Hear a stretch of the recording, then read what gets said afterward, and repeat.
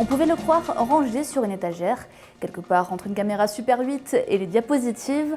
À l'heure du numérique et de la photo sur smartphone, le Polaroid revient à la mode. À Strasbourg, son souvenir était entretenu depuis quelques années par Paul Alzaco, un collectif d'une quinzaine de passionnés. Ces photographes professionnels et amateurs vous proposent de découvrir leur dada à travers Expolaroid jusqu'à fin avril. Direction le Grafalgar, Stimultania et Simago pour des expositions et ateliers consacrés à la photo instantanée. En 2009, Polaroid a arrêté la production de films et d'appareils photo. Ça a été repris par une bande de passionnés en fait, qui ont racheté une partie de l'usine en Hollande. Et donc on a voulu faire partie de l'aventure, parce que personnellement je travaillais avec du Polaroid déjà depuis quelques années. Et la fin du Polaroid pour nous c'était affreux, quoi. Et les gens en ont peut-être un peu marre d'avoir des photos sous forme de fichiers. Là on a une image, on l'a en main, c'est vraiment quelque chose de physique. Plus qu'une image en fait c'est un objet.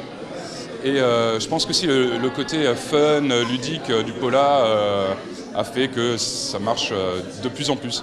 Fuji aussi a retravaillé une gamme qu'on appelle l'Instax et qui marche très bien dans le milieu, que ce soit le milieu vintage, un peu bobo, un peu hipster.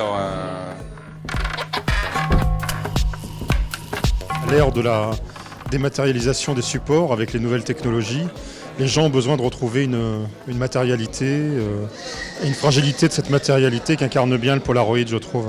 C'est un petit objet qu'on peut s'approprier aussitôt, tenir dans la main, mettre dans son portefeuille, envoyer à des amis dans une enveloppe, on a l'image aussitôt. Au départ, il faut savoir qu'Erwin Land, qui est l'inventeur du procédé Polaroid, a fait ça pour faire plaisir à ses enfants, parce que le week-end, il est photographié dans sa maison, et les enfants étaient impatients de voir l'image apparaître. Au départ, il y a une origine très familiale et très enfantine là-dedans, avoir l'image dans ses mains aussitôt.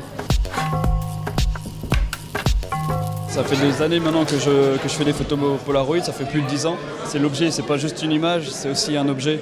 Et avec ça, c'est aussi un son, parce que la photo, quand elle sort, ça fait un petit bruit assez marrant. Et c'est un tout en fait. Ça demande une concentration et une prise de vue réfléchie. Le Polaroid il va sortir, on ne va pas avoir de deuxième chance, à moins de refaire une photo. Là c'est brut et on ne peut pas retoucher la photo, c'est comme ça.